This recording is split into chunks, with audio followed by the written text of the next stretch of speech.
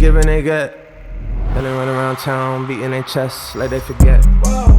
I can forget for now, but I won't never forget. No, love how I feel, knowing the universe got my back. Whoa, love how I feel, knowing that money gon' come right back. I'm excited, boys. Let's do this Yeah, thing. it's been a long time. That's a little four top.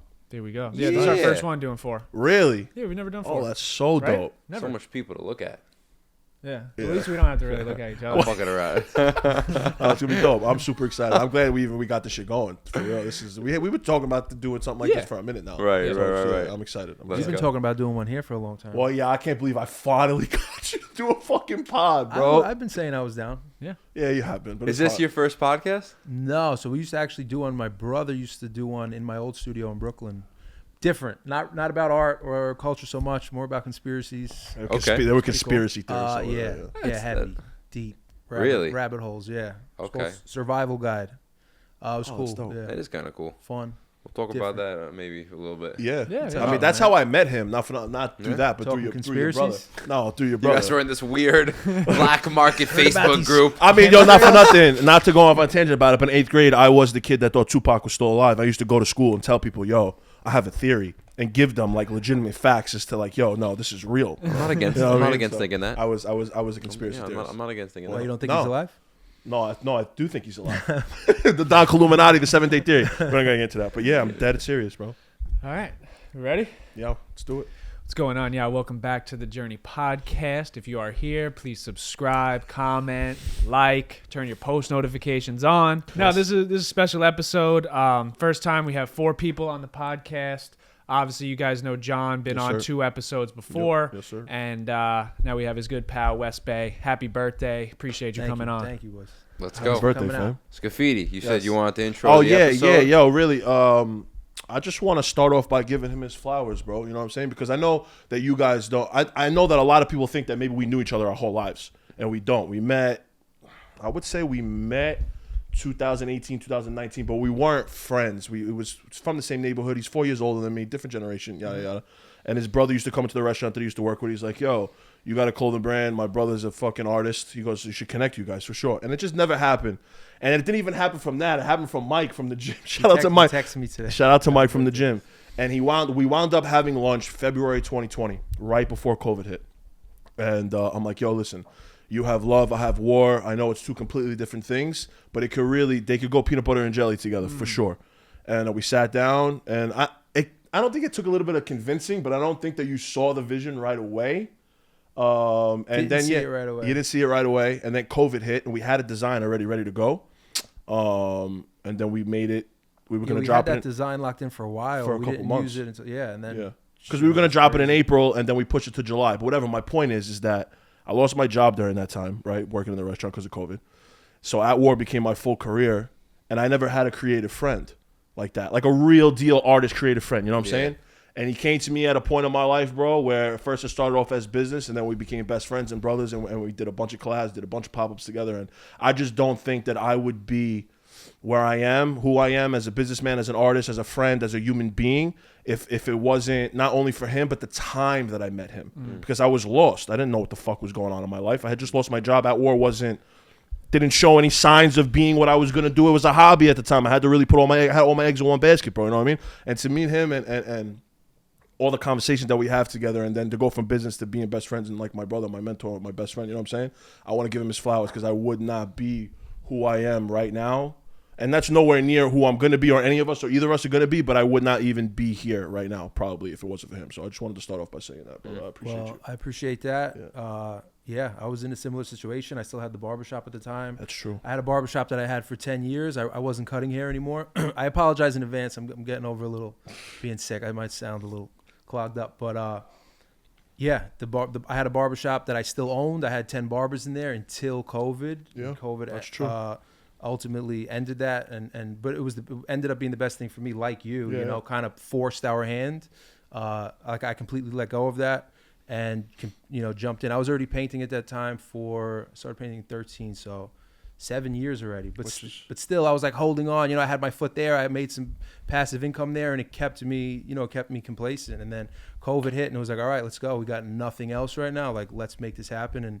And shitty the way it happened, and shitty the way the barbershop closed. You know, I opened that business when I was 20 years old. It's crazy. But the best thing for me. So, and yeah, man, and I appreciate you. I really have, same like you, you know, there's not many kids from the neighborhood that we could, you know, there's a bunch of kids to go out with, have a drink with, smoke with, and talk bullshit with. But I really have 2 people from the neighborhood, you know, that I could do creative shit with and have those conversations that really keep me going and push me. And, you know, the ideas that hit us when we'll be in here just hanging out. Just hanging out till sunrise. Right, you know what I'm saying? You need that. And you know that. You know what I'm saying? Because there's not a lot of people probably where you're from that do the same shit that you guys do anyway. But isn't that fucked up, bro? It's crazy. Like, to really think about. Because you think about how fruitious and how abundant and how motivating and how inspiring it is to live a creative lifestyle. And then to merge that into business. And then to merge that into growth and the evolution of who you are and where you want to go and the people you want to meet and the places and the food. And, bro, it becomes this, like, entire lifestyle. And you look around, it's like,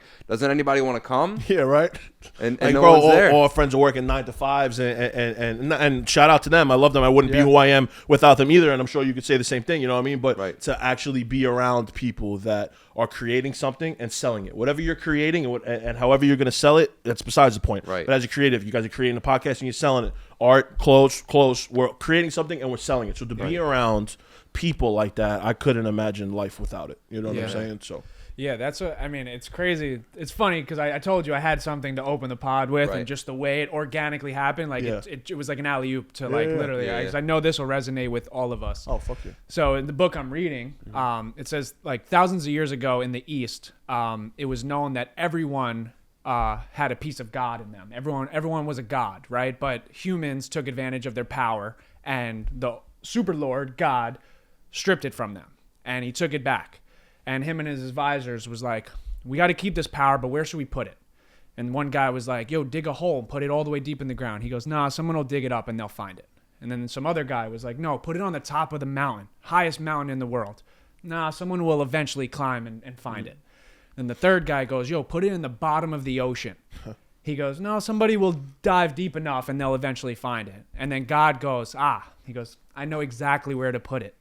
I'll put it in the heart of every man, woman, and child because they'll never think to look there. Wow. And that's exactly what it is. That's amazing, bro. We all have it inside of us, but we never think to go within and find it. We're always trying to look other places, and the potential, the glory, all the things you want in life, it's inside of you, but you never think to go and look there. Yeah, I love that. That's crazy. That's crazy. I believe that, and I've been thinking the same thing. Like, think about what an artist is or a creative, whether it's a dancer, a poet, a painter, any type of creative. And I think it's that. I think we do all have like some kind of light inside of us. And I don't know. I see things visually, and it was more of like a visual idea. And artists are like, when you see somebody dancing, like you know, we scroll through, we see videos, whether it's Instagram, whatever. But when somebody's like really in stride, or if they're on the piano, killing some shit, dancing, you know, creating. And I think it's like, they have the ability to let that light out, and people are attracted to it. It's like bugs, they're attracted to that light, and other people look at it, you know. And I do believe that everyone has it somewhere in there, but not everybody knows how to find it or knows how to utilize it. And it's funny you said that. Wow. Yeah, to be able to tap into that is a special thing. Let me ask you this: I'm just sitting here thinking, how long were you cutting hair before you started painting? I was cutting hair in high school. Because that's an art, if you really think about it. Like, the creative. No, I mean, you know what I'm saying? Yeah. So, Of course. how did that develop into, I know we've had this conversation, but obviously not on camera, so I'm going to ask you questions that we probably have already spoken about. But how did that develop into painting, and why did you start painting to begin with? So I started cutting hair. I was like a sophomore in high school, maybe. So that's like 2004, 5. 16 years old. Yeah, 2006 maybe. Started painting in 2013. Justin J Mac. Shout out to J Mac. He's another one. So I should really say 3. Yeah. Even though he's not utilizing. I was texting him last night. I hound him still. Like, let's go. He sends me like these little doodles he does. I'm like, stop doodling, start fucking painting. Yeah. But he was one of those first friends before I knew you. And the other person I was talking about before was Flory. Shout out to Flory. Yep. But before I knew him, before I knew you, I had Justin, and he's plays guitar. He's writing. We made like rap songs together and shit. We have like a couple, yeah. And he's my friend from the neighborhood, from high school. But we were able to have that. Like I didn't have that with other kids, but we were able to, like have that part of the relationship, which is super important, as we've been talking about. But he was painting. Yeah, 2013. I was by his house, and he had these little canvases, tiny, like this big. And he was showing me, look at this, man. Like, look what I did. I'm like, wow, that's so cool. And I loved when I would go there and he would play guitar, and I appreciated it. But I never really wanted it. Like, I had no interest myself of doing it. But as soon as I saw him painting, I'm like, wow, that's really cool. I love working with my hands. I was already cutting hair for years, and I would do designs and stuff in heads. It is artistic. It's very limited. That's what, like, you start to feel like a hamster on a wheel. Because you're doing the same thing, especially everybody in the neighborhood wants the same haircut. You're doing skin. Back then it was tape ups, but then it's skin fades, comb over, and it's like you're doing it again and again and again, and it's growing back, and you feel like, who's the guy that pushes the thing up the mountain and it just comes back down. Yeah. So then, he was painting. I went like that week. I went to the art store. No, you drawing before that at any point? Did you have any? Yeah, always like messing around, dude. Always from when I was a kid. But went and got canvas and paint and brushes and started painting, and immediately, and I had a business, I had a successful business, but immediately the freedom of like being able to paint whatever I want. Nobody's telling me what they want. I'm not like trying to get like, yo, why don't you try something different? Come on, just because I want to do something different, you know? Right. And it's like you sit down and you go get the stuff that's easy. Then you sit down and you're like, yo, what do I paint? That's the hardest part. People Figuring don't out what to paint, Then you sit there and you're like, yo, what do I paint? Well, that was my next question. You can paint a face, you can paint a butterfly, you can paint a skyline, you can paint and it's like you sit there for hours, like after I got everything, and I thought that would be, the easy part, but it's not. That's the hard part. And I ended up making just like a portrait of like a woman's face, and gave it to my mom. It was Valentine's Day, which is crazy. It's crazy. Valentine's Day 2013. So I gave it to my gift to my mom as a gift. She still has it. And it's crazy because I wasn't painting the hearts at that time, but it's kind of ironic that I painted for the first time on Valentine's Day. And then it was like that summer I made like the love and all that, but it's kind of crazy how that happened. It's crazy. It's just your path and just how it happened. And it's just the universe, bro. I mean, we talk about that shit all the time. Like, I didn't think that I was going to start making clothes. You know what I'm saying? Just like you probably didn't think that you were going to start painting. No way. Did you guys think you were going to have a podcast? You know what I'm saying? Like, how did that come about? We never spoke about that on camera. I'm just curious. Well, I've told it so many times, so I know how to like. You know how to condense it. Real I know how to quick. condense it now. Condense that up. Yeah. All right. So long story short, I'm in Texas playing college basketball. Yes. Out for the season. I'm laying in bed. Can't walk, on crutches. Scrolling my phone. Yeah. Me and him grew up together. He went and played college football. I played college basketball. Scrolling Instagram. He posts a story. It's a podcast clip of Mike on the YNK podcast with Mod Son. I resonated with the clip. So I hit him up. I said, yo, what is this? He goes, it's a pod. Check it out. All I had was time. So all I did that week, I watched 30 of his fucking episodes that week. I fell in love with it. I was like, yo, I want to do this. Yeah. COVID hits. Go back home. And I was like, yo, I'm going to start this. Thinking of some names, the journey popped in my mind. I was like, yo, my life has been a journey. Bang. So I have episode 1, episode 2, 2 of my friends that play professional basketball. I hit him up because he started dabbling with the camera, and I said, yo. Always good with the camera. Yeah, on, you were probably 5-6 months in at that point. You started that May. Yeah. So he was, was really and I saw the serious. content that he was putting out on Instagram. The quality was really good. Yeah. I didn't really have anyone. I hired my boy who was like a music producer. He just had a camera. Yeah. He was charging me like $60 an episode. I was like, all right, I just need to get started. Yeah. Hit him up. I was like, yo, would you want to produce it? And he was like, no, because like I'd want to give you a friendly rate, and then the friendly rate doesn't make sense for me. Which I was like, I understand. But I was like, all right, well, you're just coming off a Division I scholarship, and you're trying a new passion. And me and him went to JUCO, so like I know we would resonate there. So I was like, yo, fucking passion in JUCO too. Yes. exactly. Yeah. So I was like, yo, I'd love to have you on as a guest. So he was like, sure. We ripped it for an hour and 50 minutes in my backyard. It was great. It was a great At episode. 95 degrees, Yeah. sweating, bro. We're drenched. I'm wearing Yeah. fucking like cargo pants, and bro, we're drenched in sweat. Yeah. I was wearing shorts. Yeah, Thank he was God. wearing shorts. I wore pants. wearing Wore shorts. shorts? Not yet. Not yet. Not yet. Yeah, bro. So then basically, Wait, when was that? that was 2020. 2020. Yo, so isn't it We've been crazy doing what for a COVID while. did for We've been doing everybody, it bro? for a Yeah, there was while, so much bro. opportunity Yeah. there. Yeah, COVID was weird, right? Because that's also what spawned how I got into the whole camera thing. Okay. It was just because I remember I was working a fucking just like bro everyone here like I think crazy. it's like the same story, Yeah, but yeah. I was also working a job I didn't fucking like. I was a waiter, Same. and I guess that makes sense why I like speaking on a podcast. But yeah, I fucking hated it, bro. I hated having a boss. I hated, showing up 5 minutes late and bro, my boss acting like I fucking murdered his son. Like I murdered his kid, this Yeah, I big know. Italian guy. Yeah. Fucking, you kidding me? Fucking 3:05. I told you to be at 3 o'clock. Yeah, like, bro, it's still early. The Yeah, restaurant's not yeah. even open. Whatever. But I'm just like, I hated it, bro, and it was very confusing because at that point in my life, I didn't have a degree, and I knew I wanted to do something exceptional, so I was like, yo, I'll start a restaurant. I was like, I'll work up in the restaurant thing. I'll get investors. We'll make Jake's. Because you're already fucking- in that. You're already in that part of the world anyway. And then, which is funny because I haven't revisited that. But long story short, COVID happens, and it was just the thing that sparked what else could I do. Yeah. And I had an old camera laying around, and I picked it up, and I kind of went at it with the intention of I tried learning the camera stuff years ago, like way back in the day. Yeah, bro. There's not only do you have a camera, but the camera has a battery. Camera needs a lens, gimbal, drone, this thing, SD card, like so much to it, And I went into it with the mindset of if I could just learn one thing every single day, and like that's the advice I give people now. Like whenever they're learning something, is like, bro, just like start with one thing, like master that one thing, move on.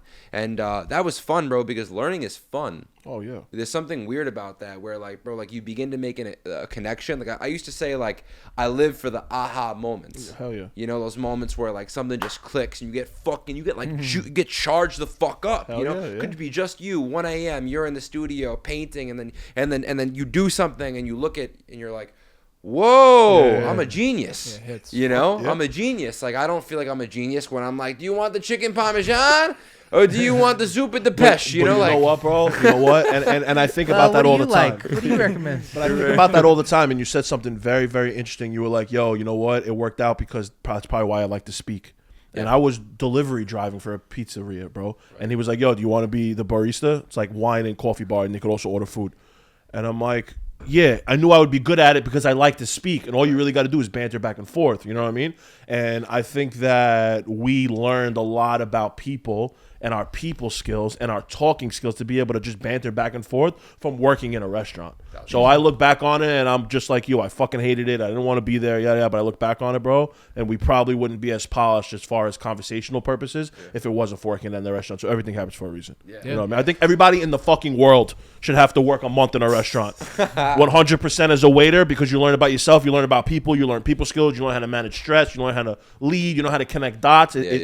Fuck college. Just go work in a restaurant for like 3 months. Yeah. Seriously. I agree. That shit, bro. And I don't want to like make this the waiter podcast, Yeah, but yeah. like being a waiter was fucking insane. Oh, That bro. was hard. I tell people this all the time in the pod that I was on yesterday. Shout out to Jack. way harder than what I do now. Oh, bro. I mean, well, this comes with a whole list of like uncertainties and societal whatever. Yeah, but like, that's set in stone. But bro, when you're in the weeds, bro, like there's nothing Bro. in the world like that. bro, if you have something wrong going on in your life, or even something good going on in your life, when you're in the weeds, nothing else matters. Yeah, That's yeah. what's so Is that a very. waiter term in the weeds? In the Yes. weeds is when you got a 6 top, a 4 top, a 3 top. He wants a Diet Coke, but he can't drink fucking seltzer. But he Bartender's can't eat. out. You got to what I'm make all the Excuse me, I'm drinks. still waiting for my lemons. Yeah. Yeah, it's a lot. And Yeah, when it you makes- have fucking a lot of shit going on in your life, but you can't mentally focus on that Yeah. shit because table 36 over there didn't get their appetizers, but their entree's about to come out, And you got forgot to fire problems. the Oh, you entree, forgot and it's to- grandma's bro. 90th birthday, and there's 15 people at the table, and you realize it's been an hour and a half, and the Bro. kitchen slammed, so it's gonna take another hour and a half. I wouldn't to get trade the it for the food. world, though. I'll tell you Jesus, that. I wouldn't yeah. trade that shit for Definitely the builds world. character. For For sure. sure. 100%. For sure. A lot of people forget that though. Like when they Yeah. are in this process of figuring it out. Like The a lot journey. of people, yeah, exactly. Like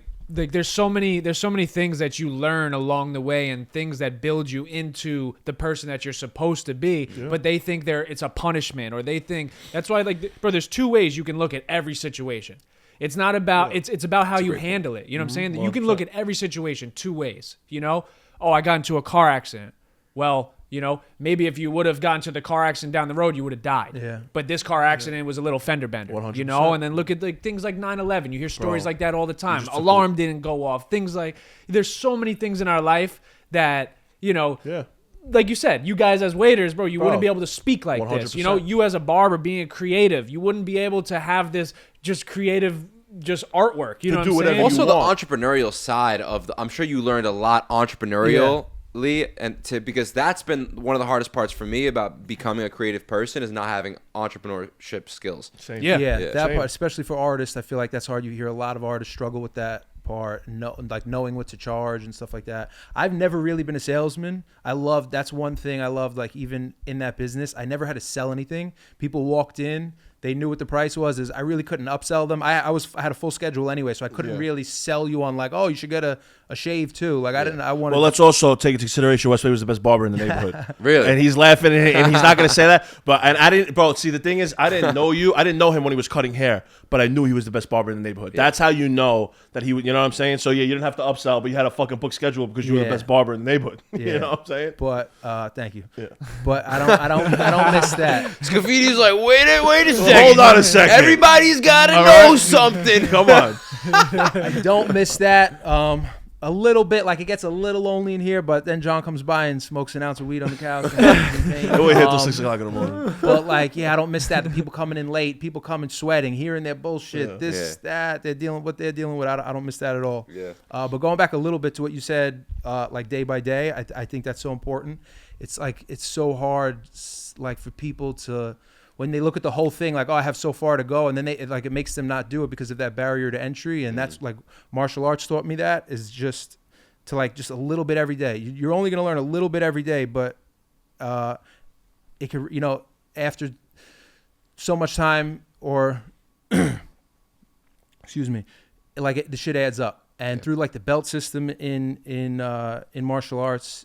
Like you see it, and you see the more you go, and if you're slacking a little bit, and that other guy is going more than you like it adds up. And it sounds so simple, and it's like we all should know that, but I think it happens all the time. I talk to people, and it's like do this, and it's like oh no, it's gonna take forever for me to get from where I am to where you are, or to where that person is. But just a day by day, man. Like you can only do so much in a day, but it adds up, and consistency. And it sounds cliche, but it's everything. Yeah. Yeah, 1% better every day. Shout out to Avi. 100%. Avi was Yeah. pushing that when I went on his pod. It's one of the things we talked about. Yeah. Well, it's what he talks about. His entire pod is about just getting better 1% every single day, Yeah. and let that compound to But it's wherever like you want to get. It's like you need to like learn this.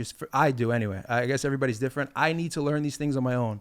I can't like when people say it. I'm like, that's some cliche thing. It sounds like whatever. Yeah, yeah, it makes sense. But for me, I need to learn these things on my own. I needed to work I worked in a butcher shop, when I was young, and the barber shop, and I worked in a fish market, and all these things, and the martial arts, jiu-jitsu, those little things, because for me, that's how I had to do it. So I encourage people. Yeah, go out there. I'm a visual learner, and I also learned by going through it, unfortunately, which is probably the hardest way to go. You know what I'm saying? The only way for me to learn is to do it. Unless you go through enough to where, and then you learn from your mistakes, so you rarely encounter Make those things that mistakes can again. Yeah. really fucking burn you. Yeah, Because yeah. if you like, I don't know, like I feel like right now I feel so resilient, and that's really the thing you want to cultivate, right? Like resiliency, right? Like no matter what fucking happens to me in my life, and it could be bad, it could Because be something's always gonna happen, It could be bro. as bad as it Yeah. can get. Yeah. It's all good, Yeah. you know. It's all 100%. good. Take it on the chin. That's something weird. A lot of people really struggle with is something happens to them and then that's it. That's it, I'm They, done. they freeze up or they give up something or they and if you're in a career, I'm sure every single person here has ran into a moment where there's no fucking answer.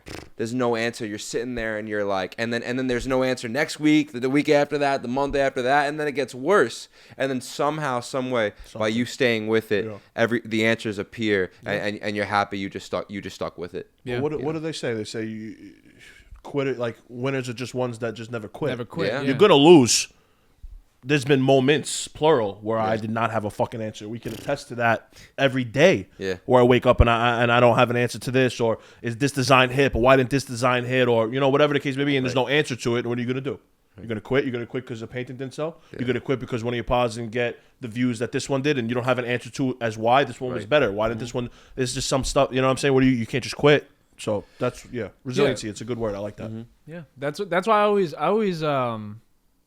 always correlate life with like the video game, and me and him have spoke about that a lot. Where it's like, you know, when you start playing a video game and you're doing like a campaign mode, like you get to select the difficulty you want to play on. You know, you could do easy, medium, hard, or like legendary, Hall of Fame, whatever it is, all Madden, whatever you're doing, and I think all of us, since we chose the hardest path, we chose expert, you know, and Right away, over and over again, you fail.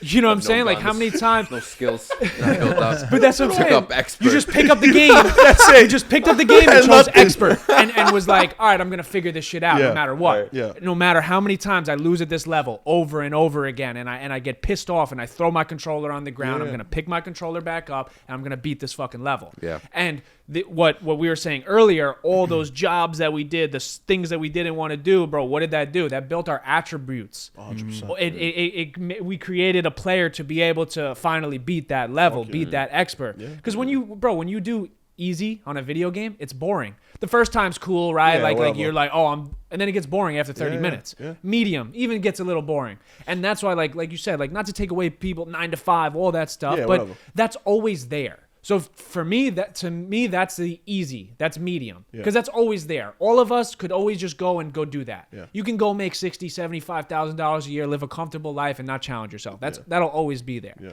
But when you live life on expert mode and you try to fucking do something that's damn near impossible, that's what's fun.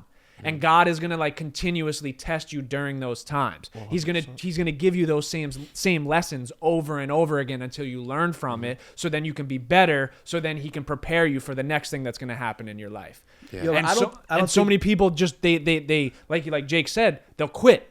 Like once that lesson teaches them something that they haven't been taught before, bro, they just quit They're out. and they give up. Yeah. And then they go, all right, I'm gonna just do this shit on easy because it's more fun. I it's don't think most comfortable. people see it like that, though. I totally agree with you, but I really don't think. I think people miss it. Like when they see you, I'm sure your friends, they see you, it's easy. You know, you're sitting down talking. I could do that. They think that this is the easy shit. They see the fun shit on my friends Instagram. do They that see the shit all the shows. Like I have friends, they laugh at me. We're going here, whatever. It's someone's birthday. Yo, I can't. I really got to get work done. Oh, you don't work. Bro, my friends will hit me. Bro, my friends will hit me in the group chat all the time. John, you're the only one. John, you're the only one who doesn't go to work every day. What do you do? What the fuck are you know how talking many about? times- bro, you know how many times I tell someone what, bro? Someone asked me like, you need a job? Like they actually like opened up. Like, you need a job? About? I'm like, bro, did you not hear a word? I don't even say anything anymore, bro. Yo, I lie now, bro. I lie. Bro, last week we were in the sauna. Someone asked me, they're like, how come you guys aren't working? I'm like, I'm a trust fund baby. My dad, you know what I'm saying? Yo, I and just that's come from funny money. you said that. I'm thinking about that while we're talking about all these things. Imagine you were a trust fund baby and you didn't have that experience in the weeds. Yeah. I didn't have the experience in the barbershop, in the butcher, working $5 an hour. Bro. Yeah. Fun Time USA. People like us are the ones that make it further, in my opinion, without the head start. Yeah. Would we like a head start? Of course. Like, you know who I equated to all the time? And I have the utmost fucking respect for this guy. Ronnie Feig, who owns Kith. He had a head start. His uncle owned David Z. He was already in that motherfucker. Now, listen, I'm the first one. Like, and I I love that guy. I look up to him. You understand what I'm saying? It's hard to curate things. Yes. With the head start or without one. Would I have liked one? Yeah. But you know what? We probably get further without it. Because we're going to be able to tap into a time where I was negative in my bank account. You understand what I'm saying? Woke up with this fucking pit on my stomach. Like, holy shit, bro. Still living with my father, bro. I'm trying to get a dream going here that no one else sees but me. I got no money. I got nothing going on here. What the fuck am I going to do? The uncertainty, and that's the trade-off. You said it before. That's the part people don't see it because you don't post it on Instagram. When you're in bed at night and you can't sleep because it's uncertain, for years and years. And you're like, should I really still try to do this? Like, am I being an idiot right now? Like, how long am I going to wait to go and get a regular job? Am I going to start a regular job when I'm 40? Like, if this doesn't really work out, and that uncertainty, people, that's the trade-off. There's always a trade-off, And people don't see that part. They see, oh yeah, Westbay, you don't work. You can wake up whenever you want. Oh, stop your shit. You know, bro, what the fuck you talking about? I hate that, bro. My friends hit me But all the it's time. good, John, bro. you are the only one that doesn't go to work every day. Like if it's a Thursday night, I'm like, yo, let's go out. And they're like, yo, what are you talking about? I got to be up for work in the morning. You're the only one who doesn't have to wake up in the morning. Bro, what are you talking about? I could be sitting on my couch at 12 a.m. working. Yeah, you're working all You have day. no, bro. We There's take no our work clock home out. with them. There is no clock out. There's There's no no clock clock out. in. Yeah. I'm clocked in. Yeah. Okay. You're right, As long as right. I'm breathing, I'm clocked into work. Right, Okay. right, You right. clock into work, and then you clock out. I don't fucking do any And of I that. think another thing is that makes us have to be that much sharper, because this is why, like, I don't allow any bullshit in my life, relationships, whatever it may be. I'm really talking about relationships, but you know, if I'm fucked up and we're not working, you could still go to work. You could still be at that job and like Yeah. drag your ass, but you're still getting the same paycheck. You know, whatever it is, that paycheck doesn't change. Yeah.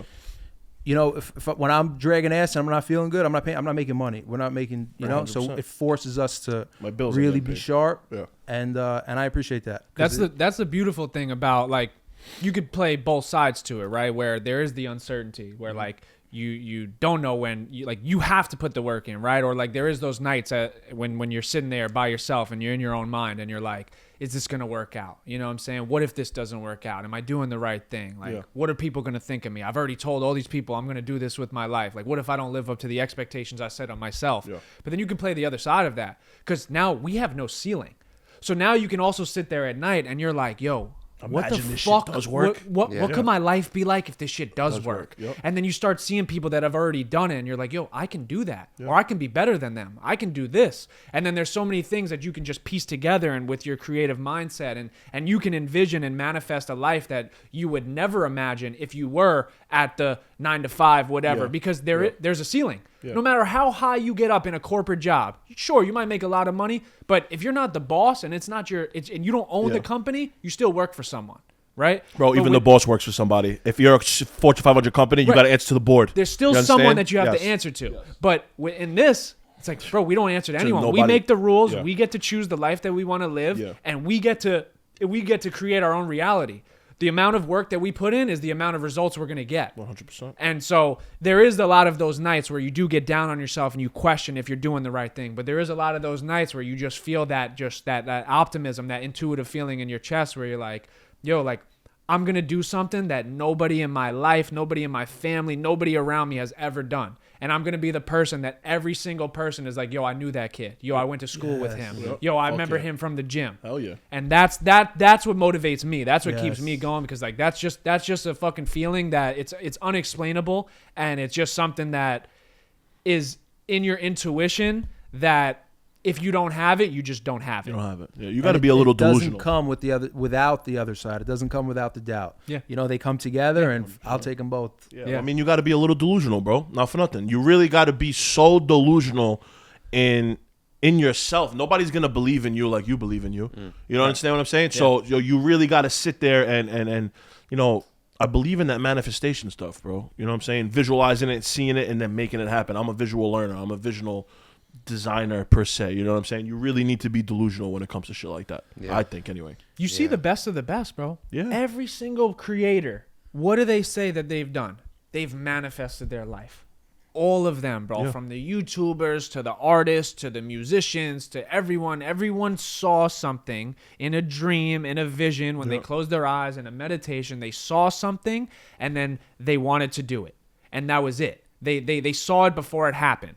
They thought with the end in mind, and then they worked backwards. Yeah. That's what those people do. And then it's crazy to me that people shit talk that. I hate it. It's like, no, you got lucky. You got put in a situation that you were fortunate and things just went your way. Things don't go my way. I'm unlucky. And it's like, bro, that person was up all night just All fucking thinking night. about it, and trying to create something out of their life. Well, that's why social Imagine media. how hard it must be to believe that, or to have to face that, and you realize you didn't take advantage of that or play with it. You know, so it's easier just to believe. Well, you're it's just not all true. alone because nobody sees your vision, bro. Nobody saw, and I'm sure you could attest, bro. You told your friends you were painting. Well, what was the first thing that they probably said when you were in the Dude, beginning? even for You know what I'm years, saying? I had no thought or intention that it could turn into a career. I didn't know anybody. You know, Justin was the only one. Besides that, I didn't know anybody that painted Yeah.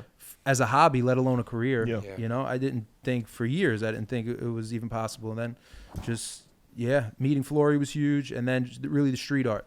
Through the street art, you know, people would like see it, post it, share it on Instagram, and then they would reach out, hey, could you make me something on canvas? And I'm like, yeah, sure. Also, we never had really that conversation, so that's really where that started going. That's how I started selling work. Yeah. And they're like, all right, how much? And I'm like, I don't know. How much you want to spend? You know, first painting I sold $100, $200, $300, sold a bunch, $300. I think there's still some more in there, right? Oh, is there more in here? There should be still some more in there. Oh, yeah, we're drinking on this pod today, everybody. Come Just to on, let baby. everybody know. We're drinking a little bit. It's I'm 6 not o'clock drinking. somewhere. I'll say this, bro. It's way fucking harder to be creative than to take the traditional route. It's like not even. It's like goes without so saying. it's so many 1,000 light years away, and I'm getting so sick and tired of people that took the traditional route, try to come into my life and discourage me, because bro, like I can deal with it, but imagine all of the creative people. You know what creative people are like, bro. There's a lot of females. Yeah, bro. I'm just saying, like, there's a lot of people, bro, that really haven't succeeded in anything yet, because success growing up was traditional. Get the good grades, you're successful. You're an athlete, you're successful. That's a good point. But all the creative people were the outcasts. So it's like being creative and being successful is hard enough as it is, and now you want to come into my life, take the one thing that I have, the one thing that I'm good at in my life, and talk down to me. Bro, it really fucking aggravates me, bro, because I, all right, this artist came up to, I was telling you this actor came up to me the other day and was discouraged, you know, really fucking discouraged, because he's at home living with his parents. Everyone's calling him a pussy, you know, this, that, you know, you don't make no money, this. I'm like, what do people think? You make money and you go to an acting class and now you get a Martin Scorsese film? Is that what happens? It's like, and why is it that if your son wants to be an actor, it's automatically impossible? Whoa! When your son said he wanted to play football, it wasn't that it was like, all right, maybe it'll take 10 years from the time he's 5 years old to 15 to get a scholarship. It's the same thing, but there's just this weird misconception. And then back to that acting point, I told him, I was like, bro, Cillian Murphy ate a fucking almond for like 365 days to prepare for Oppenheimer to lose all that weight. You know, I'm like, bro, next time someone with a 9 to 5 in their cozy office says something to you, I'm like, say to them, would you eat an almond every day for 365 days? No? Shut your fucking mouth then. Yeah, you damn fucking Shut your fucking mouth then. Salute to that. Because you can't say shit to me. Because like you said, it's like, bro, your job ends when you clock out. Me, it's on my mind 24/7, and you don't see all the fucking stress. 100%. And that's the problem with social media, I think, too, not to cut you off. Nobody's putting that shit out there. We talk about that all the time. I'm gonna start putting my stress out there. I put my, you know what? I put my stress out there for people to see. And it's never, again, and we talk about this all the time, it's never for pity. It's for I want you to resonate with me, bro. I want you to understand that this shit isn't all fucking sunshine and rainbows. Not everything I make sells out. Okay? There are no trophies, and there is no first place trophy in what we do. You go to high school and you win a championship, you get a ring, you get a trophy, you get to look at it for the rest of your life. We sell out a product, there's still no trophy. You're never gonna know if I sold out or if I didn't. I know. I get to stay up at night if I didn't, or if I did because I'm so happy, or if I didn't because I'm so sad. You understand? You don't get to see that shit, so there's no trophy. So yeah, just to your point, there's not a lot of people that are willing to basically eat shit. Eating an almond in a day is basically eating shit for 365 days to prepare for something. Nobody sees that shit, bro. That's why I believe that, bro, God wouldn't give it to you if you couldn't handle it. Well, yeah. That's why certain people don't feel that way. Or that's why certain people, you know, can easily shit talk someone that is chasing something and talk down on them when it's like, yo, because they didn't have the balls to do it. Yeah. Yeah. And that's the thing. When you said resonate, when people shit talk a clip of you when you're being vulnerable and you're talking about your hardships or trauma in your life or something that makes you look like a soft man, and then you see everyone in the comments shit talking you and stuff like that, it's like, yo, I know you feel the same exact way. You're just not man enough to speak about it. Yeah. Yeah, 100%. And you probably feel it way more than I do. Because once I let it out, it's out of my system and I'm good. I've moved on. You're holding on to this shit for your entire life. And now you're taking that trauma and that pain and you're pouring into every single other person in your life, and you wonder why your relationships suck. The people in your life don't like you. Your job sucks. Life is miserable. You wake up every day and you can't wait for the weekend. Yeah, That's 100%. why there's these people in the world. And that's why the world is just filled with negativity and bad shit. And everyone just spews their shit on everyone else because they're not happy with themselves. 100%. And that's where it starts. I think we also start to see that as all creatives in here who have all, I think, had some sort of relationship problems. I think that create. I think that. I'm like, bro, I haven't had a breakup in a while. Let me call my girl, break up with her real quick. I need that Before we pain get into real this. quick. Somebody send me some pain. But yo, how hard is it? And that's something that I want to touch upon, especially with him here. Is like, yo, how hard it is to maintain a healthy relationship while being a creative and not really knowing what the next day looks like. You know what I'm saying? Working a 9 to 5. You can afford a mortgage maybe at 25 years old. Your credit is good. You have the money. Whatever the fucking case may be, right? You want to get married. You want to do whatever. Yo, being a creative and being in a relationship with not the right person is probably one of the most detrimental things that can happen to you, right? How hard is it to find somebody that understands the journey, right? Yeah. It's tough. It's hard. It's not easy, bro. No, it's very hard, bro. Yeah. We spent a fucking obscene amount of money on New Year's, bro. And like, Yeah, we didn't even tell. We haven't even spoken Yeah, about it. let's talk about that. Should we give some light on What are it? you I don't talking really about? care enough to do that. Whatever. Yeah. We just spent over $2,500 in a matter of like 2 hours. You know Yeah, what I'm where? saying? What do you mean? We You went out? to Adam Bear. We went to this. We got a table. We went Yeah, to yeah. a restaurant. Yeah, and yeah. No, the whole no, thing. Stupid, bro. The whole thing was just really stupid because, bro, like we just started making money the past 3 months with our podcast, with our influencing. Yeah. Up until then, it was Cheers to that. up until Thank you, fucking bro. cheers, Cheers, boy. cheers, Cheers, cheers. guys. Like, yeah, up until that, it was like. You should see the work we did, bro. I was a milk can last week. I dressed up as a milk can. I swear to God.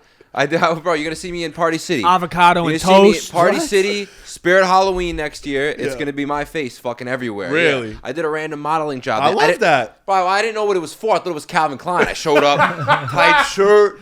I'm fucking ready to go. They're like, all right, sir, put this taco outfit on. I'm like, all right, that's what it is. Okay. You know, but so I did that. But I'm just saying the things that we've had to do to make money. Yeah. And then, bro, we just started generating revenue and like, bro, doing well. Like, finally, like, Yeah. bro, like we had a clip on TikTok. It's at 1.5 million views. Sick. It's it's close to 6 million right now. Only 2.4 have registered. It's gonna once it we're at $1,600. TikTok about to pay you. We're at six. We're basically gonna make like $4,000 from one clip. From one clip. Sick. From Yeah, one yeah. fuck, from one from clip. one of these. Who knows how much clips we can get? You know what I'm Yeah. saying? Yeah, So, yeah. long story short, like we're finally starting to do good, but for a while, bro, like money as an artist was scarce, bro. Of course. And You gotta go through. Imagine if it wasn't like that. You imagine you start making money right away. Everybody would do it. You know what I mean? never- You I gotta mean, yo, weed out. bro. You gotta weed out the bullshit. There's a reason why it takes 8 years to become a doctor or this. Yeah. You gotta weed people out. You know. Completely You're agree. not a man until Completely you blow agree. your first bag. I'll tell you that much. You are not a man until you blow your first fucking bag, bro. So buy your Rolex today. Do something today that's gonna hold some fucking value for you, because I saw somebody comment that on Instagram and I swear to God I resonate with that, because I was like, damn, you're right. Right. You know what I'm saying? But you're 100% right, bro. That and I feel like that's part of the problem, because that stereotypical like starving artist, where it's always like, okay, like you do it for the love of it, but at some point you got to make some money, And, right? and bro, being starving, and that was the whole point of bringing up the whole New Year's thing. We're sitting at the table, we're at dinner before we decided to go to New Year, before we decide to go spend all this money at the club. Yeah. Now, idea gets brought up of how much money the table is going to be. Now the problem is my girl is next to me. The problem is Zach's girl is next to him. You're not saying no in Zach front of didn't them. say a fucking word, right? So Zach stood in the corner, didn't say anything. Bro, imagine how embarrassed I was for 45 minutes. I tried to create a case. Let's not do this, guys. Yeah, yeah, I don't. yeah. The money. It's not worth it.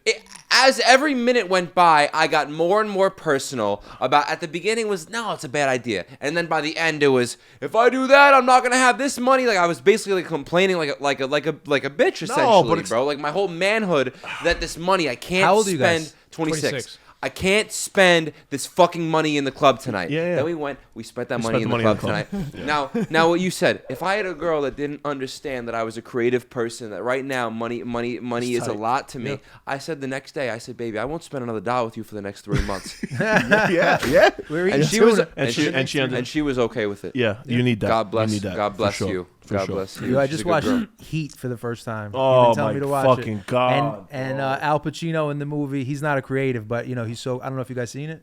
I haven't seen. Oh I my God! It was on my list of like movies that when you tell people you haven't watched it, And people you are like, go, you never saw this and you movie," go, and I'm oh sick my of that. God! Maybe it's Staten Island. Cheeto City. Yo, Robert De Niro, Val Kilmer, Al Pacino, bro. Go home Oh, and the watch it cast tonight. is sick. Okay. Yeah.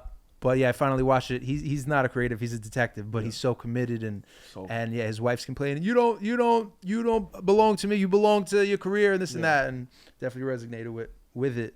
But yeah, must watch. It's almost 3 hours, but it's worth it. That's what I was, and that's really where I was going when I brought up the relationship, just to talk to you about it, because it's like again, you're married to your career, right? Like, and we live in this time where it's like if you don't answer your girl in a half hour or an hour, she's like, "What the fuck you doing? You little bitches, what are you doing?" Yada yada. But I think about First time we broke up is I didn't answer for 4 hours. what were you doing? Jesus. Painting. I was driving to pick up Prince in Long Island. Loaded up the car, came right back, unloaded them in the studio so that they could start to get packed up, and ran to a jiu-jitsu class that I like just made it to. And that's the world that we live in now, because it's like if you don't answer me, because everybody is so accessible to each other. She was saying it like as if it was days, and like we just weren't speaking the same language. You didn't answer me for 4 hours. I'm like, 4 hours. It's working. 4 hours. Right. What if I was on the floor at the restaurant working for 8 hours? And I literally didn't have the time to whip my phone out. It would be accepted. It would be accepted because you knew where I was. Right. You knew what I was doing. But just because I'm rolling around and I'm driving or I'm painting and I literally don't have the mental energy. Oh, and she didn't. Oh, and she didn't. I didn't not answer her. Yeah. This was because I didn't reach out to her. She didn't call me and I didn't answer. It was just because I didn't reach out to her No in 4 hours. communication. Well, I that's. don't want to bring up Are you still with her? No. Oh, okay. Good. Have you? I'm gonna bring up because like you, Jake was speaking about this movie, Yeah. Yes. and you guys ever seen Whiplash No. with the drummer Miles Teller? You guys Oh, got yes. Okay. Yes. Yes. Woo. Yeah. Oh, man. Yo, I love fucking, bro, because he was That's so my dedicated favorite to movie. his shit, So bro. that's Yes. Oh, But you my got- so, God, okay. bro. That movie makes me cry. Yeah, Just bro. to see the dedication. Yep. So you remember the scene with the girl? Yeah. And that's what he did. Oh. He sat her down and he said, told her, "Hey, "Listen." like you're gonna take away from me, and then you're gonna say that like I'm not giving enough time to you, Yeah. but Yeah. because I'm giving time to my craft. Yeah. Yeah. And you're not gonna be able to understand that. Yeah. And now you're gonna look at me as a bad guy. So let's just end it right now before we get that far." Yeah. And she didn't understand it, you Yeah, know. yeah. But then it's funny, and then you see like the way his life. I course. don't want to ruin the movie. Yeah, you yeah. gotta watch Yeah. it. But But that's a heavy scene. but exactly, but Yeah. that's hard. But that goes to your point that like if you are in this space of trying to be an entrepreneur, trying to create a life from nothing essentially, and you want to go and have a partner, she has to believe in you almost more than you believe in yourself. She has to 100%. support you and understand everything you do more than you even understand yourself. And be Because- confident. She's Exactly. gotta be Yeah, there confident because there it's gonna can't be seem any like- insecurities. It's gonna seem like you're not that interested at times, and a lot of girls just don't have the confidence. I just don't have the full mental energy to, because again, and I talk about this tattoo all the time. All of you, like I have to give my everything to everything that I'm doing. Yeah. I can't give 1 foot here, 1 foot here. My arm is here. You look mad I'm a big funny. guy, brother. I got a lot If of anyone space. could do it, you- I hope you were able to see me move my shit like this. You won't be able to see it. You know what I mean? But bro, I'm a big guy and I still can't have my hand in 6 pots. I can't, bro. I'm not a chef. If You anyone understand could what I'm do it, saying? it should be Dude, you. look like an inflatable Can't fucking this guy. I can't do it. I can't do it, bro. And it's a mental thing, really. That's really a mental thing, is to be able to. Because how about this? Like, what about when business is not doing good, and I'm just like in a bad mood, or I'm just not in it, and they think that it's because of them. Like, nah, it's not because of you. I'm just fucked up right now. You know, I love you to death. It had nothing to do with you. I'm just not in a place where I'm secure and confident in myself. And of course, it might be coming out, and you might be able. It has nothing to do with you, Yep. and you need to get the right girl to understand that. Bro. You know what Yo, I'm saying? there's so much misconceptions in relationships, bro, and I just do not know what a healthy relationship looks like, bro. Yeah. Because I don't think any anybody relationship does. I don't I've think ever Look been in around. was so far from healthy, bro, that for the first time in my life, I feel like I have something healthy, and I try to get her to break up with me once a week. Once a week. Because I'm like, I just saw your clip the other day that you said you looked at it and said, "How am I ever gonna break up with you?" Yeah, bro, that was it. yo, 'cause- You know what I mean? bro, That's her. bro, because I'm trying to be realistic, bro. I am trying to be Miles Teller. I am trying to be the greatest yeah, ever. yeah. But I'm not man enough to have that conversation of I'm trying to be the greatest ever. I can't date you, Bro, I can't date you. But long story short, It's whatever. It's Fuck. tough. No. It's Get tough. it out. No, get it. I know it's tough. 'Cause let me ask you. Did you watch The Bear on Hulu on FX? No. It's the kid from Shameless, and there's this one scene. It's the second season, and he's a chef, and they open up this fine dining restaurant. Right. It's the opening to it, and he gets locked in the freezer, in the opening, and he gets locked in the freezer because he let his mind slip real quick. Right, and you know, and how it is in like prep and the kitchen and shit like that. He gets locked in the freezer in his opening to his restaurant, and there's a scene in there man. where he's in the freezer and he starts yelling at himself. He goes, "I'm a fucking psycho." He goes, "How did I think I could be in a relationship? I'm good at what I do because I don't have to deal with that bullshit." Yeah. He goes, "I'm good at what I do because I don't get into relationships." Right. He goes, "And here I am thinking I could get into a fucking relationship," and she winds up being outside of the freezer listening to it, and it's on some cinema shit. But the point is that there are just some people that are like that, bro. There's some people just like, you know what I'm saying? So where you're at, I feel that. I broke up with a girl because of that. Yeah. To say, like, yo, listen, there is nothing wrong with you. Yeah. Nothing. Yeah. 0. You are a 10 out of 10. You check off all the fucking boxes. Yeah. I haven't checked off my own boxes yet. You feel me? So it's tough. So I could kind of resonate with what you're talking about. And I don't fully believe, bro, like you said before, where does greatness lie? Where does all that greatness lie? Your heart. Yeah. And I get it, bro. Your partner could be a mirror, but not yet, bro, because I'm not fucking done. So it's hard. It's hard to date right now. It is. And it's hard. It's hard to have that conversation because one, I think a lot of people get into a relationship because they're searching for happiness because they're not happy within themselves. So now they're seeking it in other people, and they're losing all of their energy and all of their drive and all of their passion because they're pouring into someone else thinking that they're going to solve their problem.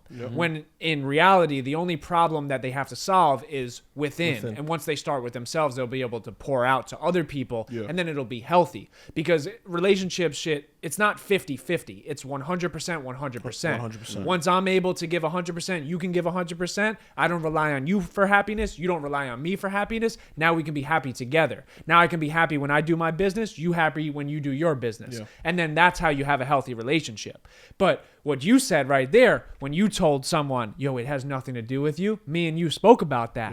That's the worst fucking part.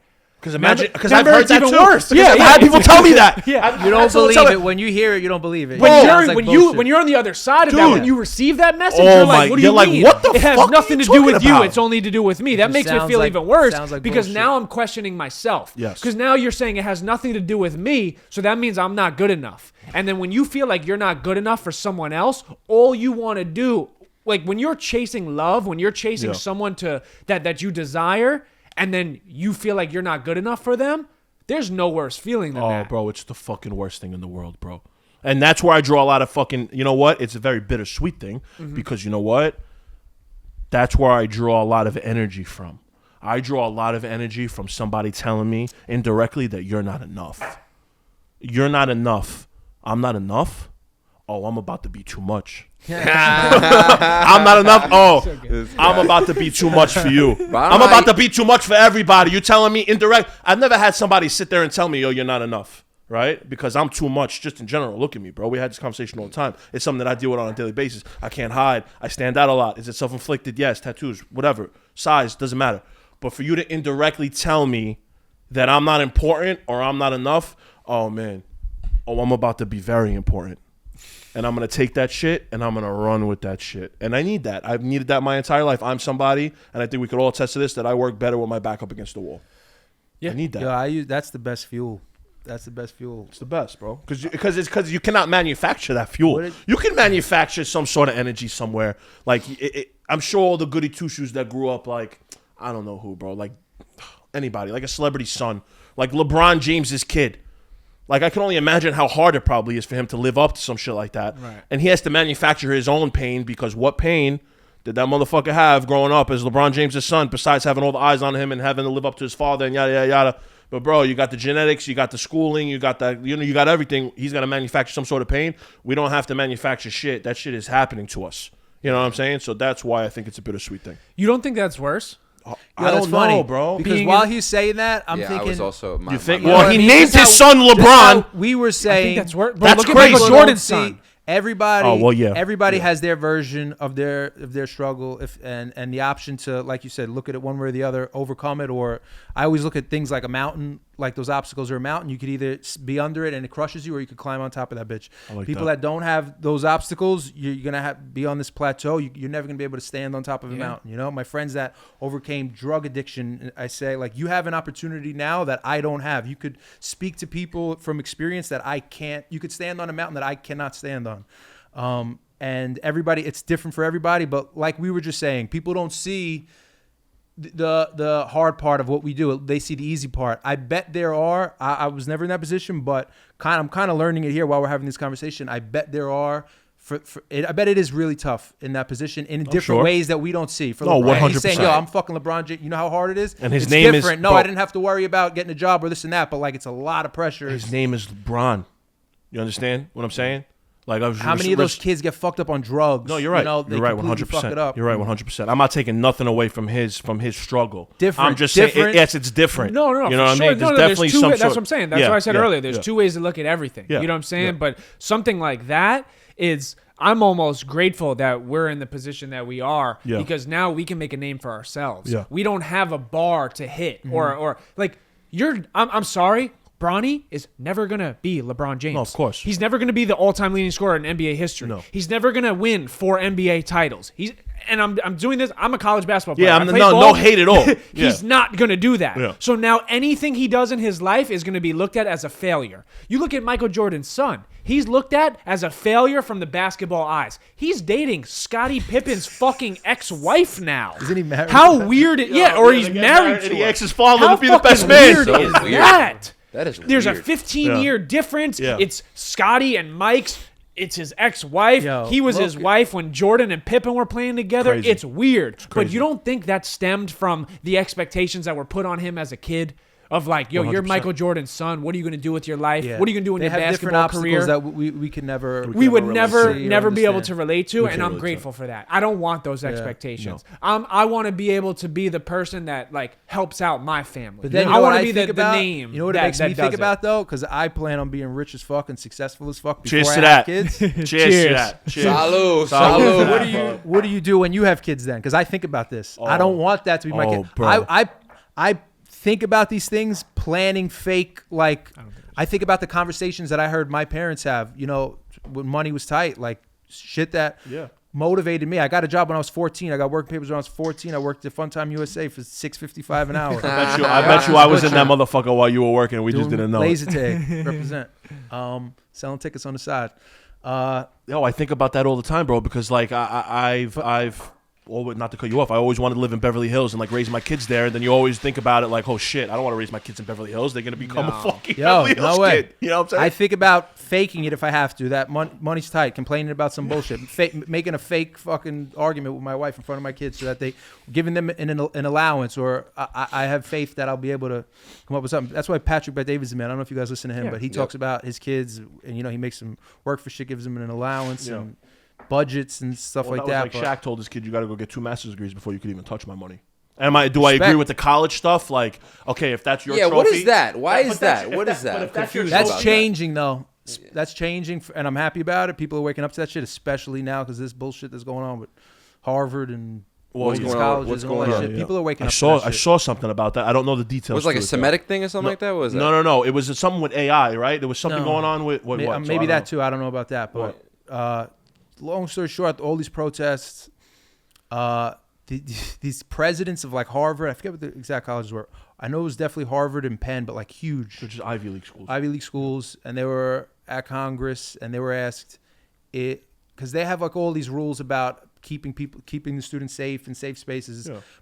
But they were asked, is the call, very simple question that should have been very easy to answer, is the call for genocide against all Jews, does that warrant, like, is that something that you could stop under the guise of your protecting students? And they're like, oh, it depends on the context. Like they couldn't answer the question. Yes, that is against the rules. You cannot call for the genocide. They wouldn't answer. Simple answer. Very, Right. very odd. And I think, a lot of people are waking up to that bullshit. Yeah, I mean, I haven't been against college, but I am definitely. I don't think that you need it. right? I don't think that like we're talking about like Shaq tells his kids, yo, you got to get 2 master's degrees before you could touch my money. If that's your trophy, then cool. It's not my trophy. I wouldn't tell my kids that. Maybe a different trophy. You got to reach X or you got to do Y, or I know my uncle told my cousin one time, you get a black belt in karate, you can go get your first tattoo. Like whatever the case may be, you know what I'm saying? If that's your trophy, cool. But as far as college is concerned, bro, I learned how to run a business by running a business. You learned how to do a podcast by doing a podcast. Do you think if you went to college and took a podcast course, would it help you? Yeah, probably. Would it be the end-all, be-all? Absolutely not. Bro, that's when motherfuckers get cradled in college like a baby, Yeah, bro. fuck Like, that. yo, when I was taking film serious, bro, like, I had so much film students still to this day. Like, they come to me now, how did you learn? How did you do this? How did you do that? I'm like, I learned on fucking YouTube. You're still taking Yeah, film how serious. many people graduated and they say I didn't learn shit. It just gave me the diploma I needed to get the job. I had to learn everything for the job once Yeah. I started. They trained you. Did literally anyone else every- graduate? Did play- anyone graduate college here? Negative. I did. I graduated Let's high talk school. about it. I went to college for 7 years. I know. I couldn't tell you one fucking thing I learned. I graduated. It's kinda I funny. graduated in 2023 as a 25-year-old. Yeah, because they're not teaching you how to do your 26-year-old. taxes or how to do X or Didn't accounting, do anything. whatever. I was you in know what I'm saying? film class, Yeah, Learn- yeah. and I knew more than the teacher. If you want to do if you want to be a doctor or a lawyer or a teacher, Yes, that's different. and it's a means to the end, then That's different. But Whatever. for these people that just go because they think it's like 13th grade and that's what you do after 12th grade, that I think people are realizing that that's not. 100%. It's not a the- route, but it's not the route. 100%. Perfect. You know what I'm saying? Like you can do it, could do try it. it, see Yeah. if you like it. Maybe That's what take happened a with me. general studies. Yeah. If you find something, take a bunch of different classes. If you like it, boom. But if not, bro, there's a totally different route you can take. 100%. A lot of people, like also in the book I'm reading, I mean, you and I talk about it all the time. Everyone just gives up that inner child in them. They give up that inner kid, the one thing that made them happy. Yeah. A lot of people just lose sight of that. It's like, go back to when you were a kid. Go back to when you were in high school. What were the things that made you happy? What were the things that like you felt fired up when you woke up in the morning? Yeah. And go do more of that. Stop doing the things that fucking drain That you. they're telling you what to do. Stop doing the Yo, I things that just people saw are telling something you that what said to do. 8% of people after the age of 30 will never like sprint again, like run as fast as they can again ever in life. I know it do you mean, like, sounds physically? silly. Yeah. Like No, they'll that does sound silly. they'll like But it's true. No, it's certainly true. Yeah, it's it has to certainly be true. true. yeah. There's no way. But I think- when at 30, I feel like you should be in your peak. Like Yeah. like you look at prime in professional athletes. Yeah, yeah. That's- 25 that's to what 30. I was thinking. Yeah, that's what I was 25 to thinking. 30 is the prime. Yeah. You may be more athletic, whatever, but like I think 25 to 30 is where your physical yes, and the meets your mental- mind yeah. at the same same time. time. Well, my and that's when yeah. you can work smarter, not harder. 100%. Right? Like in basketball, for me, like, you know, you work on your mid-range or your floater, so you got to stop going to the basket and getting fouled by the 7-footer. Yeah. You know, like there's Yes. things like that you Yeah. just, and you'll score 8 to 10 points more a game Yeah. just because those shots are so much more available than trying to do the fucking crazy layup or dunk on someone. Right, but right, when right. you're a kid, you don't think like that. When you're 18, 19, you want to do the thing that makes the crowd go crazy. I want to dunk on you. Right. Yeah. Right, But right, right. when you're in that 25 to 30, I think that's when finally you hit your peak of physical performance and mental performance. Because that's yeah. when, as a man, our brain fully develops. Bro, my dad used to shout out to my father, bro. My dad used to drill that shit into my head when I was a kid. He goes, "You really think like that?" I'm like, "Yeah." He goes, "Well, you know what?" I said, "Your brain's not fully developed yet." I said, "Your brain's not gonna be fully developed to your 26, 27-year-old." I said, "Dad, shut the fuck up, bro. Right. What are you talking about, bro?" And that's when you think you know the most when you're young. Bro, because yo, you gotta the understand most something about my stubborn. father. My father was in prison from 19 to 30, right? So when you, didn't know that. bro, he my, said that crazy. on our first app. bro, my dad was Well, in. bro, I don't remember on. shit, bro. Bro, me and my dad have a very weird relationship now. We don't really speak, but I can only imagine missing out on a whole decade of your life, bro. We're all in that. Well, not you anymore because you're an old bastard, right? 34 years old. Nah, I'm joking. But seriously, That was the saddest shit I ever saw. I'm just joking. I'm was joking. sad. I'm fucking joking. I'm he happy knows. as Shut hell. the fuck up. I feel Shut better up. than ever. Not today. I don't It's feel in so good there. today, but Yeah, all right. generally I feel better. Bro, than imagine missing 19 to 30 in your life. Not missing it, but you're in prison. Terrible. That's your life. That's where you That's become a man. fucking crazy. Yeah. So for him to now, I look back on it and I think about it now. I'm 29 years old, going to be 30. I think my brain's fully developed. I would hope, even though I still have made some 25, questionable decisions. We're Right? always So learning. maybe, yeah, I hope so. I hope my brain is still developing. But if it's not, and this is where I'm at, it is what it is. But thinking about it, what it is. he was right, because the perspective that I had at 21, at 25, and now almost 30 could not be more different. You know what I'm saying? That was one question I've never asked you, and I think I wrote it on because I wrote Dean's framework for his pod. Yeah. Which was And that was great. Shout out to I don't Dean. think he got to it. What? What is that like for you? Because I know how important my dad is in my life. Obviously, I didn't have my mom growing up, so it was only me and my dad. Yeah. And like, we're very close, you know. And we're like that. He's the person I am today. You know, he's the reason more? I am the Yeah, reason more in there? You want who some? I am. Jake, I'll make you a drink. Give me a glass. same thing. The weight is coming out. The weight is coming out in him. Jake's dad is, you know, supported you crazy through football. You know what I'm saying? Whatever it is right now, he still fucking loves you. You know what I'm It's saying? been And 4 years, but you know, it's Yeah. still good. Yeah. whatever it is, you know what Yeah. I'm saying? Like his dad supported his Yeah, dream, yeah. whatever. Yeah. What was that like for you between 19, you know what I'm saying, for him 19 to 30, Yeah. and then you right now not having the best relationship with your father, potentially in the prime of your life or entering the prime of Yeah. what you are. How was that for you? That was before. So you were born? my dad was locked up from 79 to 90. Before you go into that, I gotta get you right. I appreciate you, man. Cause I'm gonna need a drink to talk about this. Yeah. 'Cause Yeah. we've never touched on you've briefly Yeah. briefly spoke on it, Yeah. but you've never went I into never really detail went into of it. detail, yeah. And I felt like this was the one thing that you could have went into, And I didn't. but you didn't. Yeah, because my father. So my father was locked up from 79 to 90. I was born in 94, so I wasn't alive when he was, in prison. Him and my mother got married when he was in prison, and I grew. So from the prison sense, there was just little things. He didn't like light. He would go to sleep. You know what I'm saying? Very early in the morning. Thank you, Pop. He would go to sleep very early. So he kind of kept the same, like, day to day that he had when he was in prison. He never broke out of that. My father always. I tell this all the time, and I don't know if he watches this shit. Maybe he does. Knowing him, he probably does. Probably does. He was the best father and the worst husband in the fucking world, right? The best father. Pick me up from school, take me to practice, teach me how to box, teach me how to be a man. You know what I'm saying? But wasn't a good husband. So I didn't learn how to treat women the right way through my father. But he was my boxing trainer. And when I had to make a decision between, I thought that I had to make a decision between basketball and boxing in high school because I tore my ACL.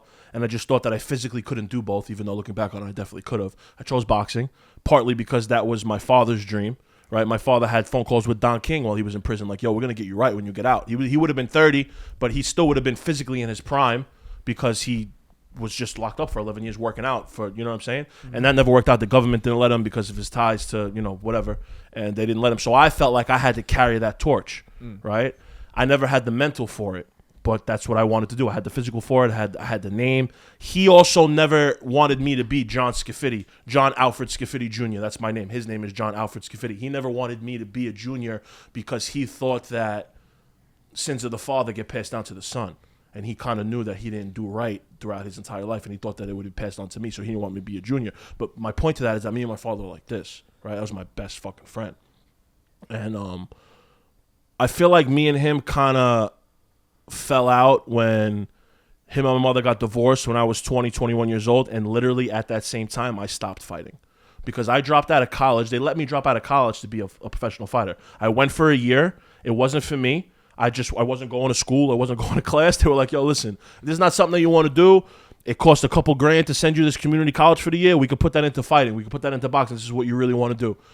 And I did that for about a year, and then I blew my knee out again, the same one that I blew out in high school, and it just kind of fucked with me mentally. But my point is, that's where the relationship with me and my father kind of went downhill. Was he upset? Yes, probably. Did he look at me a little bit different? Yeah, probably.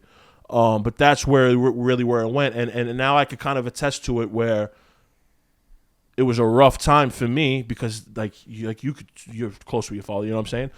To not have that alpha role model in your life no more. Because even though we lived together, it wasn't the same. We weren't going to the gym together no more. We weren't watching fights no more. It just wasn't a part of my life anymore. You know what I'm saying? And it definitely took a toll on me. And he also didn't understand the at war either. Because the first clip that I even ever had that went viral was me talking about how my father wanted me to go into the union, and I told him no because I wanted to continue doing the shit. Yeah. He didn't understand that because if it wasn't boxing, it was supposed to be construction. There was no other way for me. There was literally, there was no other way. It was like I graduate college. I graduate high school. I'm gonna go to community college, and maybe I'll graduate from that. I'm gonna be a fighter. If I'm not gonna be a fighter, I'm gonna go into the union. I'm gonna live a regular life, and it is what it is. And like literally, nothing that he thought was gonna happen for me happened for me. I wasn't a fighter, and I wasn't in construction. I was going to start my own business, and I don't think he understood that. And not to get into detail, but yeah, substance abuse was involved, and him and my mother got divorced, and he got a girlfriend, and he couldn't afford to fucking live in the house that we were living in no more. That was supposed to get passed down to me. That obviously didn't happen because we couldn't afford to live in it anymore. And it literally all happened around COVID, bro. We sold the house a month before COVID hit. I moved out on my own. He moved out. My mother was already living on her own. I lost my job. And to not have my father, because he wasn't in the right mental state at the time, because I think all of his demons kind of caught up with him, and he was just abusing whatever he was abusing. It took a toll on me because it took me a little bit of a long time, bro. I lost that little alpha mentality that I had that we all have. We all have that alpha that's inside of us, right? And we get that from who? From the alpha men that are around us. And my father is the ultimate alpha male. You ever meet my father? My father never had to hit me. He never had to put his hands on me. All he had to do was look at me like this. I'm dead serious. If I'm fucking around in church or fucking around at Christmas dinner, just like that. All right. You're right. You're good. And when I lost that, I probably lost a little bit of authority in my life. And that's also where I see I have a problem with authority now. I see it and I try to hold on to it. Thank God we're all our own bosses. I think we all have probably a little bit of a problem with authority. But I definitely had a little bit like, you're not going to tell me what the fuck to do. You understand? And losing my father in that sense, and we talk about this all the time because he wants me to reach out. And this is probably going to be the year that I do try to have a relationship with him again. But we don't have it right now. And it's definitely taken a toll on me, just from a male perspective, because I've gone through a lot of things with women, during this time that I haven't really been able to like talk to him about. Would he be the best person to talk about it? Probably not, because all the thing that's happened with him, you know what I'm saying? But just to your point, and not to ramble anymore about it, it's definitely took a toll on me. I definitely want to be and it's a bittersweet thing, because when I do have kids one day, I know what not to do and I know what to do. Right? And I'll be the best father that I could possibly be to my future children one day, because of the good and the bad things that my dad has done. So it's a bittersweet thing. He was the greatest father in the world, the worst husband that I've ever seen, and I could definitely take the good and the bad from him. And if he does watch this, shout out to you. I wouldn't be who I am without him.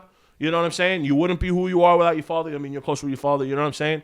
But it's definitely something that I don't wish upon anybody.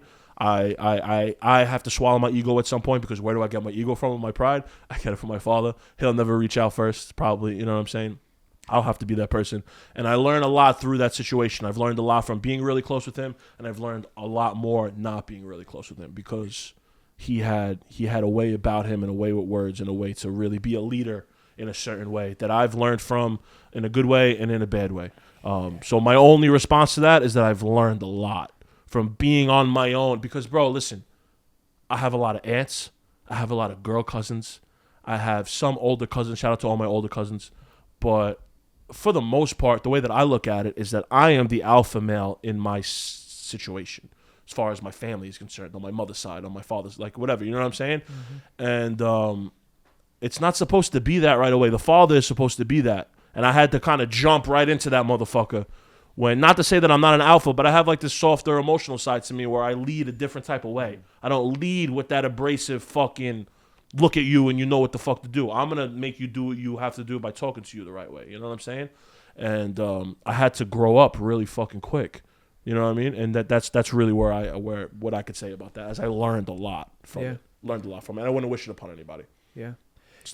We spoke about obviously a different situation, but on the way here, just of like how our parents grew up in a different era, right? And there was this like scarcity mindset of like, once you have something secure, once you have something solid, you have to hold on to that and don't let it go. Because if you let it go, you're fucked.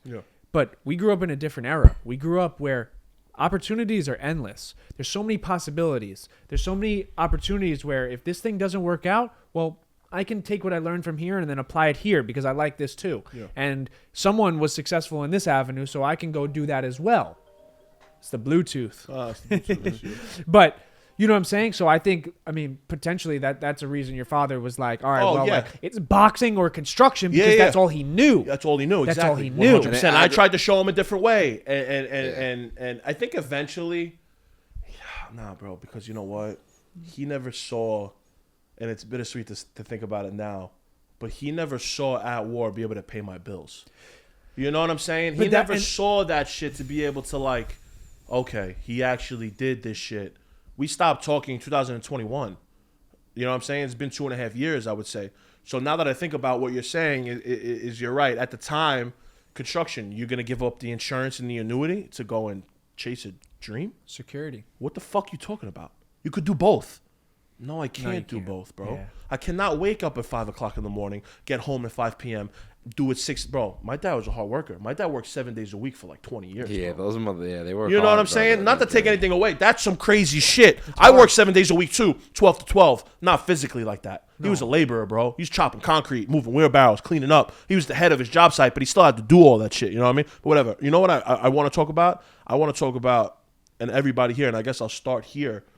When you told your parents that you were painting, what was the reaction at first? That's a great question. Yeah. You know, And then we're coming up. We'll probably wrap with that because we're coming up on all the cards and Hour shit. 15, everything's Oh, probably wow, about to an hour fill 15 up. already? Yeah, Yeah, yeah. I'm just curious because I know that you were cutting hair, so you obviously had a steady income and you owned a business from 20 years old, which I also can't even imagine owning a business at 20 years old, even though I did, but it wasn't real. You know what I mean? What was the reaction from your parents? It was the same, honestly. It was like the same exact thing that happened when I graduated high school. They wanted me to go to college. I wanted to cut hair. I was already cutting hair in the house. And they were, really trying to push me to go to college. Very reluctant to let me like not go to college and just cut hair. But I was set on that. And then You never stepped foot in college? Not a day? I went to like register and never went to a day. We went to like registration. I was like, And I said, like, let me really put everything into cutting hair, build up my clients, and then once I do that, if I want to go to college, I could like make my schedule when I want. Right now, I have to be there and like build up. Yeah. And once they saw, they were very reluctant and upset. Once they saw how serious I was and like that, I wasn't just fucking around, like wasting time. I was like serious about it. They got behind me and they supported me 100% with cutting hair.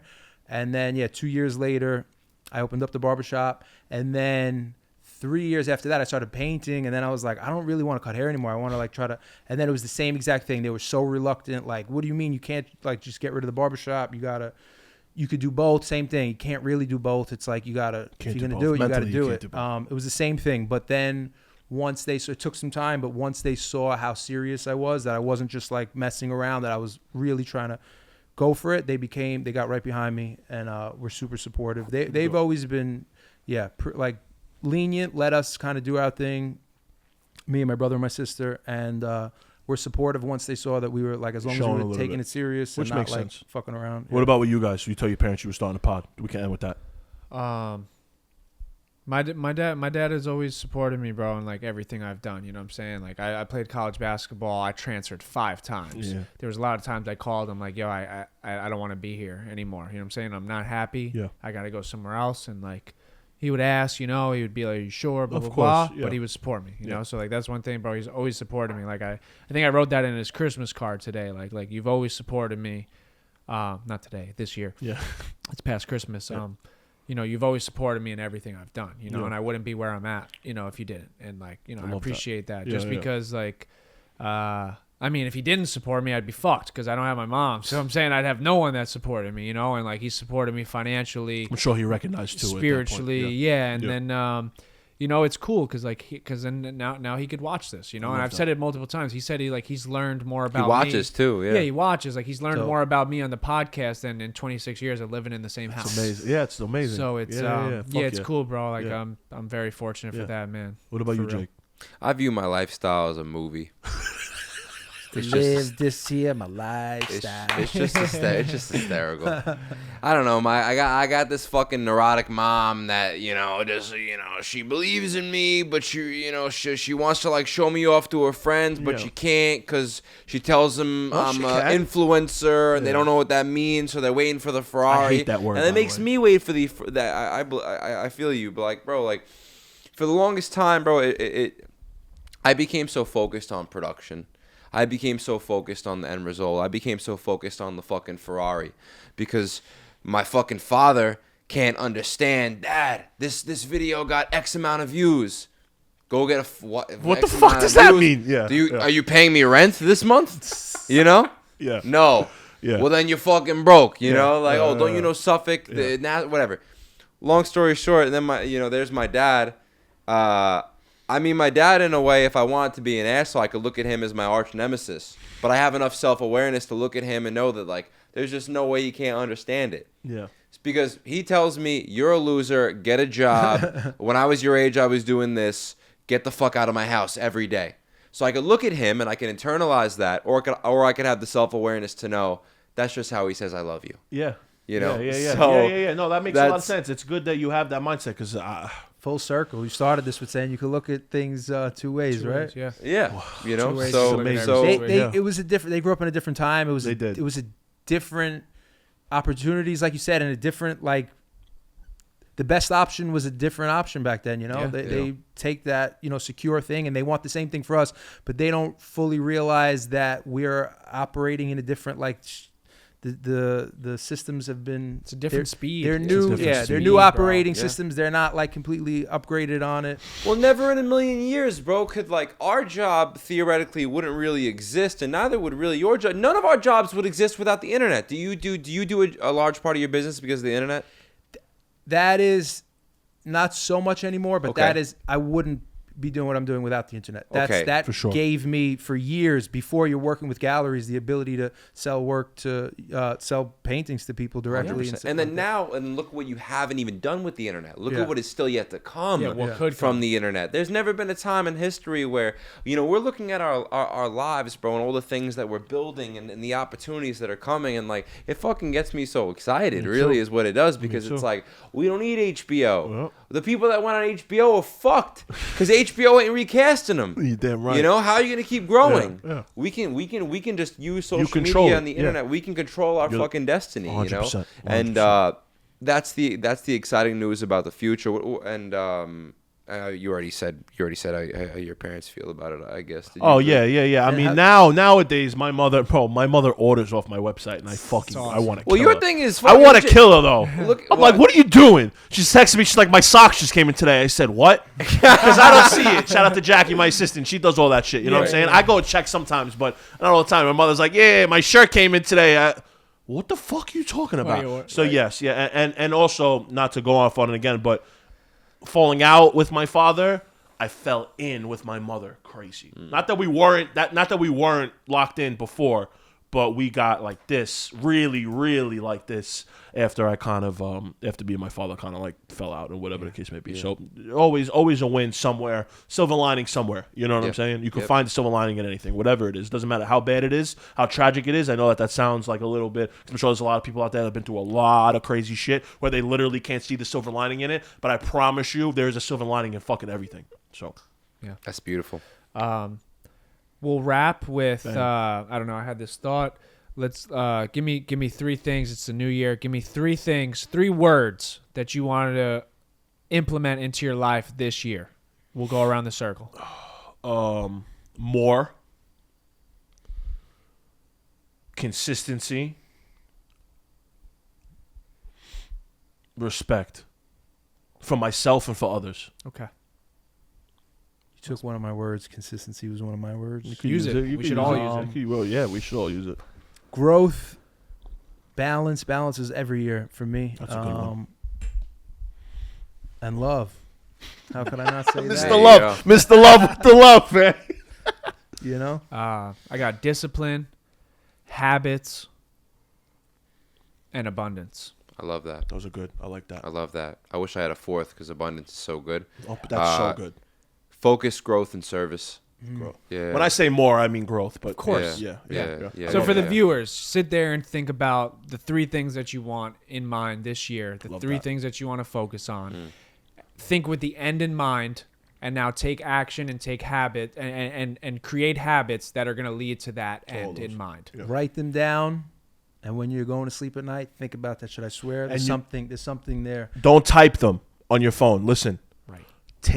Go to fucking Barnes and Noble, Go buy a $15 notebook because it's an expensive notebook. Or but it's- Naples and Noble. We outside of Barnes and Noble. Go to fucking Barnes and Noble, buy a notebook, go get a really good pen, and write that shit down. Don't type that shit. Write that shit because that shit it makes a difference, bro. I swear to God, it makes a fucking difference. Yeah, yo, and then if you don't do it, check back in a year. This fucking Tissot will be a Patek Philippe, and then you'll be inspired, motherfucker. And everyone here will be doing their goddamn thing like Yes, we're sir. already doing Gang. to the fucking highest of levels. Boom. Cheers. Cheers to that. Thanks for coming out. Cheers. Yo, thank you Cheers. guys for Salud. coming. Boom. Salute. Yo. Cheers. Cheers. I'm holding back a piss. Oh, Yeah, right? that's always. I feel like that's always the reaction. Whenever we get on this motherfucker, it's always.